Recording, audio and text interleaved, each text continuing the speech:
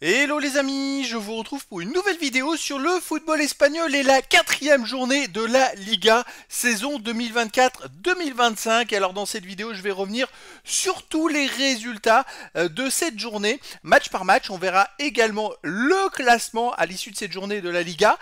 Et on enchaînera par le classement des meilleurs marqueurs, le classement des meilleurs passeurs. On terminera la vidéo par un petit aperçu de la prochaine journée de championnat, de la cinquième journée. Donc c'est parti pour cette quatrième journée.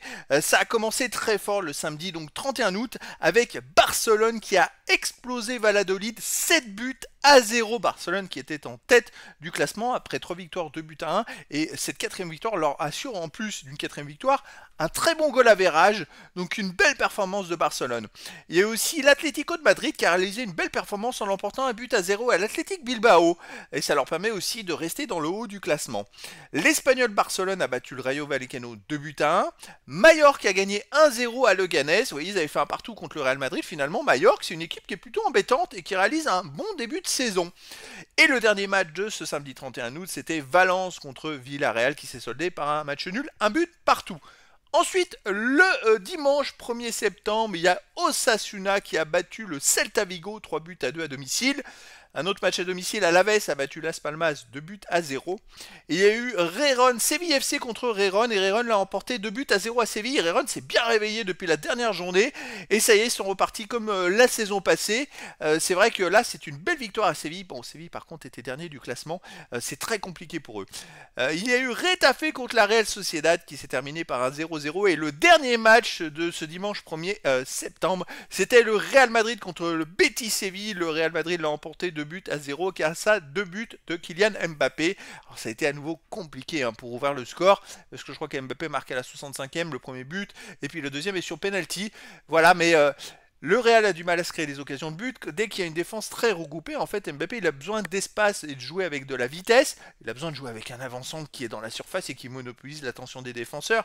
C'est très compliqué comme ça, mais il réussit quand même à marquer 2 buts, ses 2 premiers buts en Liga. Et au classement, on a donc Barcelone toujours en tête, mais alors bien en tête. Les amis, Barcelone a gagné ses 4 premiers matchs, ils ont 12 points, 13 buts marqués, 3 encaissés, plus 10 de différence de but. Vraiment un démarrage fantastique du FC Barcelone. Le deuxième, c'est le Real Madrid, maintenant le champion de titre qui est quand même à 8 points. C'est-à-dire qu'il y a 3 équipes à 8 points, Real Madrid, Atlético de Madrid et Villarreal qui sont avec 8 points, à 4 points de Barcelone. Et en plus d'être à 4 points avec un moins bon goal average. Voilà, donc ensuite on a Rérone qui remonte à la 5e place, une belle remontée franchement. Alaves et Osasuna avec 7 points, puis le Celta Vigo 6 points.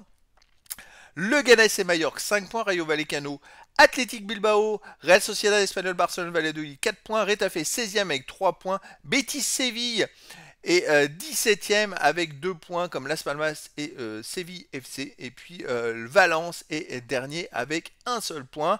Bon, il y a quand même à noter les 3 premiers, c'est Barcelone, Real Madrid, Atlético de Madrid. Quasiment lors de la saison passée, le 5e Rerun, c'est quasiment les 4 meilleures équipes de la saison passée qui sont aux premières places. Il va falloir voir comment ça va se décanter. Il va falloir surtout que le Real gagne à l'extérieur s'ils veulent pas non plus se faire trop se distancer par Barcelone, parce que Barcelone, ça marche plutôt pas mal. Au niveau des buteurs, alors pour Barcelone, on a Lewandowski qui est à 4 buts en 4 matchs, Rafinha à 3 buts en 4 matchs. Ce sont les 2 meilleurs marqueurs de Liga, mais en même temps ils viennent de gagner 7-0, puis ils ont marqué au moins 2 buts à tous les matchs, donc 13 buts en 4 matchs, c'est du plus de 3 buts de moyenne par match. Bravo à Barcelone. Après on a des joueurs à 2 buts, on a Tony Martinez d'Alaves 2 buts, Olmo de Barcelone 2 buts, Sancet d'Athletic Bilbao 2 buts, Llorente Atlético de Madrid 2 buts, et puis pour le Celta Vigo il y a quand même Aspas, Iglesias et Mingueza avec 2 buts. Après Rerón, Donnarumma et Ruiz avec 2 buts, Las Palmas, Ramirez 2 buts, le Ganes on a Johan Cruz avec 2 buts, et Kylian Mbappé qui arrive enfin avec 2 buts, Duro de Valence 2 buts, et Pérez de Villarreal 2 buts. Ça commence à avoir beaucoup de buts. Pour les passeurs décisifs, Lamine Yamal de Barcelone est né à 4 passes décisives en 4 matchs. Il est fantastique. Il continue à progresser. Après, il est jeune, il peut progresser jusqu'à 23, 25 ans. Enfin bref, il est parti pour battre des records en passes décisives sur une saison. Ça va être exceptionnel. Après, on a pour Celta Vigo Mingueza avec 3 et Rafinha de Barcelone qui est aussi à 3 passes décisives. Alors lui, s'il réussit bien un début de saison, c'est bien celui-là. En 4 matchs, il a marqué 3 buts et fait 3 passes décisives. Il est extraordinaire, Rafinha, avec Barcelone. Puis après, on a Griezmann d'Atlético de Madrid 2, McBurney de Las Palmas 2. Voilà, donc Barcelone quand même vraiment au-dessus dans ce début de championnat. Alors je sais qu'ils ont eu un peu de chance dans les premiers matchs, mais ils ont gagné, c'est le principal. Allez, petit focus sur la cinquième journée, pardon. On va changer tout de suite. C'est là, ça sera la 5e journée de Liga, les amis, qui aura lieu à partir du vendredi 13 septembre. Et le premier match ce vendredi 13, ça sera Betis Séville contre Leganés à 21h. Ensuite, le samedi 14, on aura à 14h un Mallorca contre Villarreal. Villarreal qui est le 4e et Mallorca le 10e. Puis à 16h15, Espanyol-Barcelone contre Alaves. Alaves qui est quand même 6e du classement. À 18h30, on a un Séville FC contre Retafe. Alors Séville FC, c'est quand même le 19e contre Retafe, le 16e. Les deux équipes ont besoin de prendre des points. Et cette fois, le Real Madrid jouera à 21h à la Real Sociedad. Un samedi, parce que je crois que les autres matchs ils ont joué le dimanche. Donc le Real Sociedad, Real Madrid. Real Sociedad qui est 13e, qui reçoit le Real Madrid le 2e. Le Real doit absolument gagner. Dimanche 15 septembre, on aura à 14h Celta Vigo Valladolid. Un match intéressant, Celta Vigo étant avec 6 points, pas loin du haut du classement. À 16h15, voilà le premier duel intéressant. Rayron contre FC Barcelone, ça se joue à Rayron. Est-ce que Barcelone va poursuivre sur sa bonne lancée de 7-0? Est-ce qu'on va voir le Barcelone qui a des difficultés des premiers matchs mais qui gagne quand même? Attention parce que Rayron marche mieux. Ils ont gagné les deux derniers matchs, je crois 4-0 et 2-0. Rayron c'est quand même une équipe phare de la saison passée. Je sais qu'ils ont perdu des bons joueurs mais ils sont quand même très dangereux. Et donc voilà le premier duel, si Rayron gagne, ça permettrait à tout le monde de revenir sur Barcelone. Attention sinon Barcelone va créer un écart avec pas mal de monde. À 19h30, on aura Las Palmas contre Athletic Bilbao. Et à 21h, Atlético de Madrid contre Valence. L'Atlético de Madrid est 3e du classement contre Valence, le dernier. Donc avantage à l'Atlético de Madrid, qui en plus devrait arriver frais et reposé après la trêve internationale.